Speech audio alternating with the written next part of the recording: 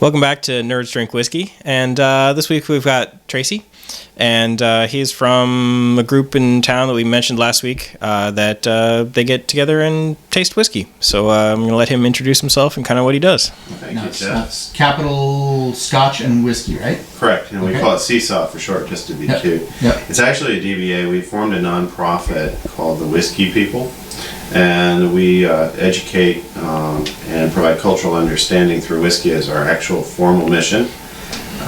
We've got a lot of things going on, just like you said, Jeff. We've got meetings once a month. For example, we have the one tomorrow night where we have whiskeys from Tasmania, Taiwan, India, France. We're focusing on single malt whiskeys that aren't from Great Britain, Canada, or North America. So we have themes each night.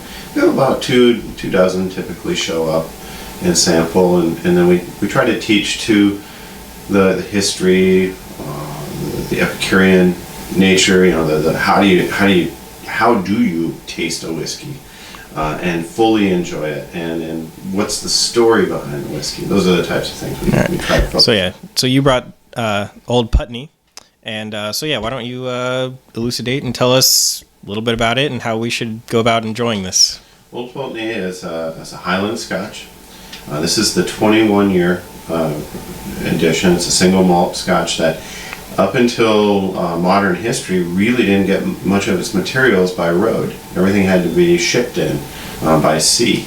And it's been known as a sailor's Scotch, so you're going to get a taste that is crafted a little bit. I won't suggest what those flavors are, because then I'll hypnotize you into what you're going to taste, okay? But we could try it right now and see what you think. Absolutely. Sure. And usually we give it a good sniff.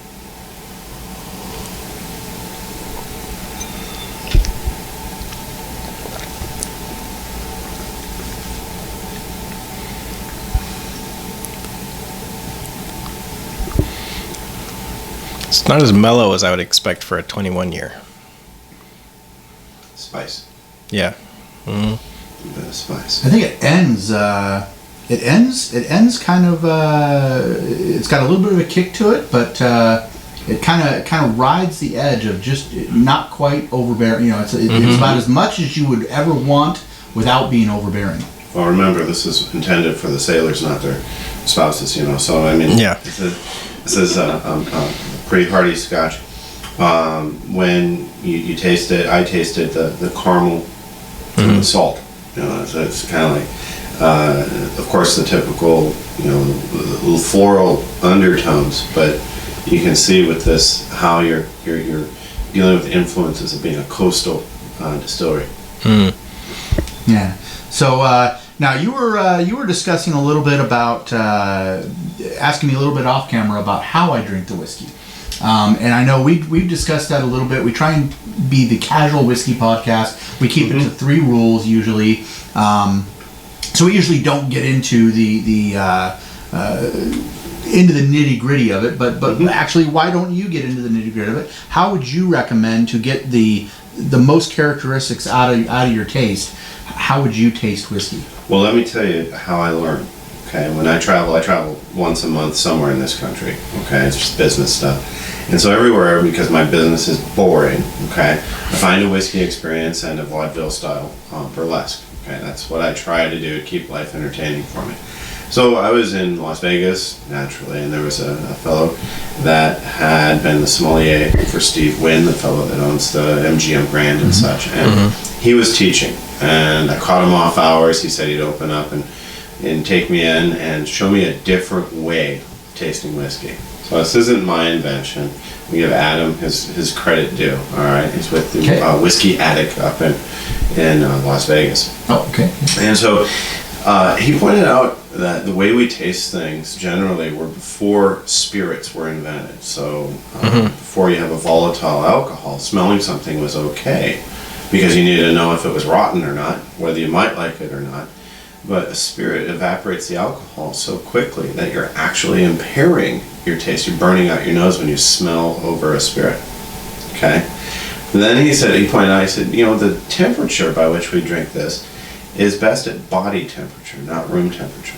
So how do you do that? Well, you hold it in your mouth. You can't kind of put it between your legs forever, right? Right. And so you hold it in your mouth for about 10 seconds. Let it warm up. Let it mix with the saliva. Therefore, you don't need the extra dab of water they show you. Mm-hmm. But at the same time, it's evaporating, and now you are getting the full nasal olfactory sense in a controlled way, rather than burning it through the front of your nose, because you have a humid evaporant coming through the backside of your throat, and you're getting a full experience without the burn down your throat because you diluted it, holding it in your mouth. Yeah. Now, and the one thing I notice is it's always good to ask that question from as many experienced drinkers as you can, because each person, you could talk to 20 experts, and 20 experts that have 20 different variations on that theme. Mm-hmm. And I think for each person going through this adventure and learning what, because we're all human beings, every single one of us are different, and so I think each person's whiskey experience is going to be different. So it's always great to try all the different ways to see what works for you, what gets you those different characteristics, what brings that out in your experience as opposed to somebody else's. So it's always good to hear the different methods that people use to get that solution. And I discovered that bottle at another place called the Scotch Library in Scottsdale, Arizona. So when you travel and you look for experiences, Yep. you find different components to how you enjoy this stuff. Cool. Do you have any final questions as we wrap this episode up? Oh, I'm sure I'll think of something for next episode. Okay. All right. Any final words you have for the people out there, or maybe some final words on Old Pulteney? Well, not much more on the Scotch Old Pulteney, but my group is found on meetup.com, and you can find it under Seesaw or Capital Scotch and Whiskey.